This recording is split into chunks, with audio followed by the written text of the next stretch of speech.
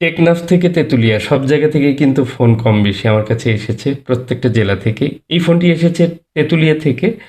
আর এই ফোনটি যিনি পাঠিয়েছেন উনি জানিয়েছেন যে এটি হচ্ছে স্যামসাংয়ের একটি ফোন।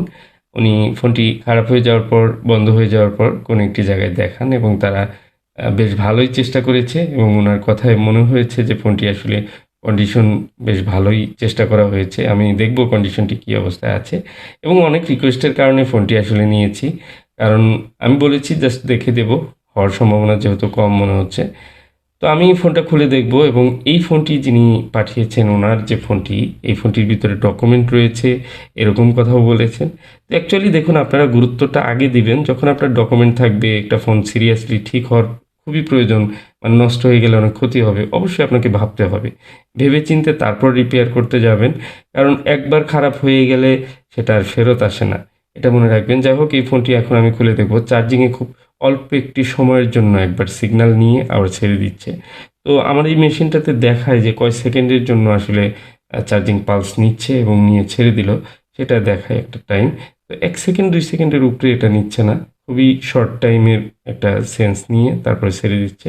তো দেখুন, মাদারবোর্ডটি মোটামুটি যথেষ্ট কাজ করা রয়েছে এবং রেবনের উপরের যে টিন থাকে সেটা খুলে গেল এবং নেটওয়ার্ক সেকশনের টিন খোলা হয়েছে, সবগুলো টিন খোলা হয়েছে। আসলে টিন খোলা একটা বিষয় না, প্রত্যেকটা পার্টস কিন্তু মরিচা ধরে গেছে। পার্টসের যে কালার থাকার কথা সেরকম নেই।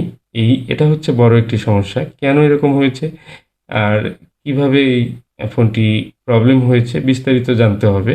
এবং দেখুন, এখানে সিপিইউর পাশ দিয়ে বল বেরিয়ে আছে। মনে হচ্ছে সিপিইউতেও কাজ করা হয়েছে। তো ফোনের কন্ডিশন আপনারা দেখতে পাচ্ছেন নিশ্চয়ই, আমিও দেখতে পাচ্ছি। তো এরকম একটি কন্ডিশনে থাকা একটি ফোন আসলে সিপিইউর পজিশনও মনে হচ্ছে ঠিক নেই। তো এখানে যেহেতু ডাবল ডেকার একটি সিপিইউ রিভলভ করা হয়েছে এবং রিভলভ করার পরে ঠিক হয়নি। পাওয়ার সেকশন দেখা হয়েছে, নেটওয়ার্ক সেকশন খোলা হয়েছে, মানে এভরিথিং ইজ ওভার।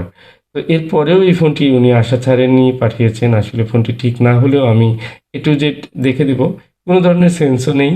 এই ফোনটির যে পালস কাজ করবে যে একটি সেন্স আছে সেরকমও নেই।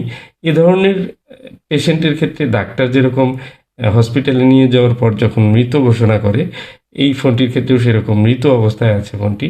তো ভবিষ্যতে মানে সময় নিয়ে দেখতে হবে। আজকের মতো এই পর্যন্তই।